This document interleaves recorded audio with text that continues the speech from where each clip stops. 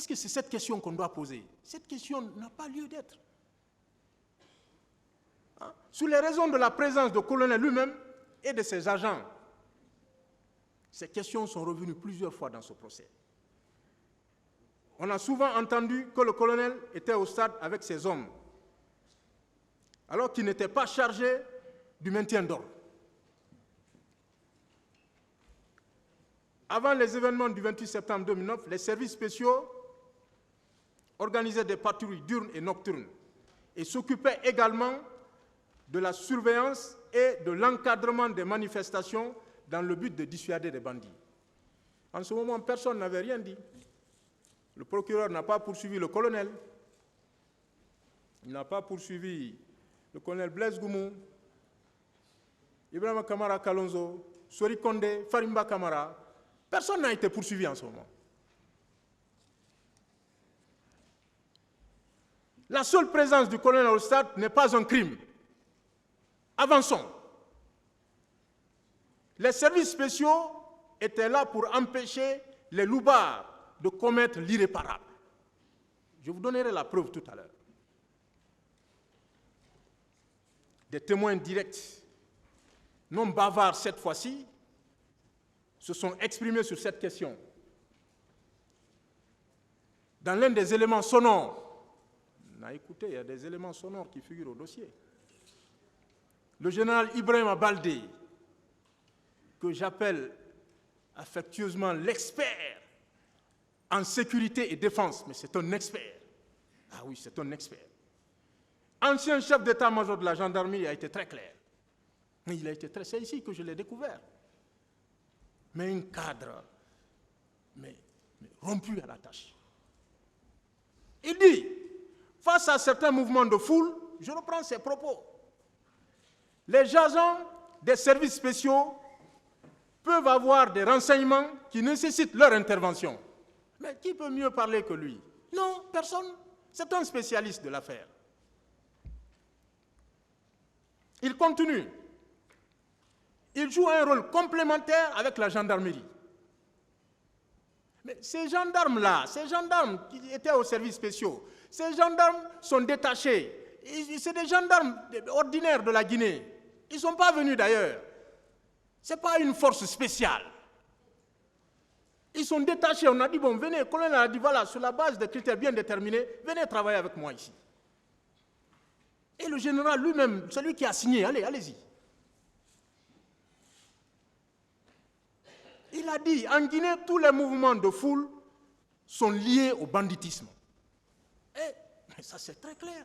Tous les mouvements, il dit tout. Il a été très clair. Il dit, je suis formel. Tous les mouvements de foule sont liés au banditisme. Mais qu'est-ce qui va... Est-ce que la question de leur présence va se poser maintenant? Selon lui, le général toujours, il est important, pour justifier l'intervention des services spéciaux, de comprendre la sociologie criminelle. Non, ce cadre-là. Les gens qui sont payés à plus de 2 millions pour casser. Mais il le dit en toute connaissance de cause, il a des preuves. C'est un expérimenté, rompu à la tâche. 2 millions, payés à 2 millions pour casser. Les gens viennent avouer devant lui. Mais quand il y a des manifestations, que des gens n'aillent pas protéger les citoyens, on se demande, est-ce qu'on pouvait trouver des grands bandits au stade du 28 septembre?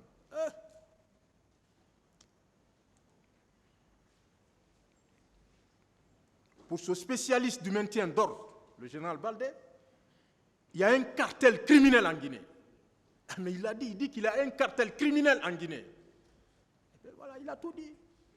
Est-ce qu'on doit se poser maintenant la question relative à la nécessité de leur présence au stade ce jour? Non.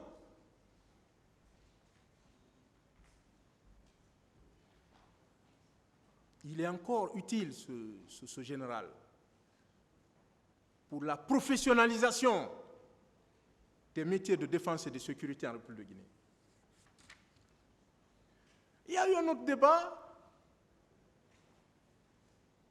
que le général Baldé a dit que c'est le capitaine Tchebro, en tant que ministre d'État, qui donnait des ordres aux gendarmes qui étaient avec lui.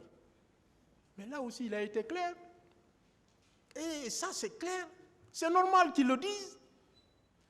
Puisqu'il a voulu dire simplement, il a dit que les gendarmes qui étaient aux services spéciaux relevaient administrativement le colonel Moussa Tchebro Kamara. Mais ça, c'est normal. Ça, c'est vrai. Ce n'est pas contesté.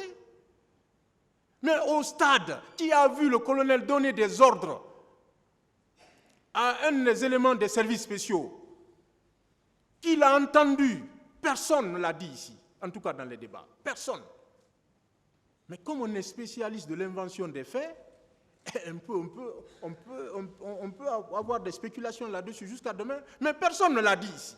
Qu'il a donné des instructions à Blaise, Goumou, ou qu'il a donné des instructions à Kalonzo qui n'était même pas au stade, ou qu'il a donné des instructions à Farimba Kamara, ou qu'il a donné des instructions à Sori Kondé.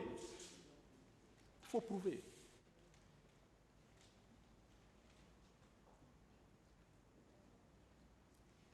Donc, cela est très simple. C'est pour dire que les gendarmes détachés au niveau des services spéciaux, ces gendarmes étaient détachés, mais pas au stade. Il a été même clair. Il a été très clair ici. Il dit comment est-ce qu'on peut savoir exactement. On peut imaginer la question que les juges d'instruction lui ont posée. Qui peut imaginer la question? Et la réponse est là. Donc, revoyez bien sa déposition pour éviter des transformations. Comment peut-il soutenir que ces ordres étaient donnés au stade alors qu'il n'a même pas vu le colonel au stade? Lui, il n'a pas vu le colonel au stade. Ouais, on a encore les faits, on revient toujours aux faits. Et lui, il dit qu'il ne l'a pas vu. Ils ne se sont pas rencontrés. Et comment il peut dire que les gendarmes qui étaient au stade, c'est le colonel qui leur a donné des ordres? Mais ce n'est pas possible, ça.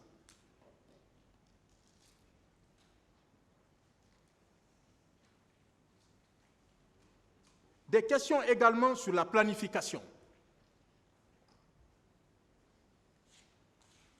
Au niveau des services spéciaux, on est allé jusqu'à dire que c'est le colonel, un ministre de son État, qui procède à la planification au niveau de ce service des patrouilles. Un ministre. Si on ne veut pas rabaisser l'institution. Mais c'était bien structuré, hein? M. Sori Kondé a été très clair ici, c'est un témoin. Un autre témoin direct. Il a déposé en ces termes. La planification avait été faite par le coordinateur Ouoyamo et non par le colonel. Ce n'est pas le colonel qui m'a instruit d'aller au stade. Je me suis rendu au stade sur la base de la planification du jour du capitaine Ouoyamo. Mais ça, c'est un témoin direct. Ce qui est ahurissant et qui donne des larmes, mais pas de crocodile. Et quand on raconte que le colonel n'a pas eu de remords, n'a pas eu de compassion, on l'a dit ici, pour les victimes. C'est révoltant. C'est révoltant. C'est là où, c'est à ce niveau que je parlais d'acharnement. Mais c'est un acharnement. Un croyant, je dis bien, ne devrait pas distiller de telles contre-vérités. Non. Ce n'est pas possible. C'est en 2022 là, il était à la barre ici. Ce n'est pas possible. Lorsque le colonel a été appelé ici, les images sont encore là. Pour son interrogatoire, le colonel, après avoir remercié le tribunal, a rendu hommage à Dieu, le Tout-Puissant, de le garder son souffle après 13 ans d'accusation. Mais c'est ce que mon confrère Yaramon vient de rappeler. Il a toujours voulu que ce procès se tienne.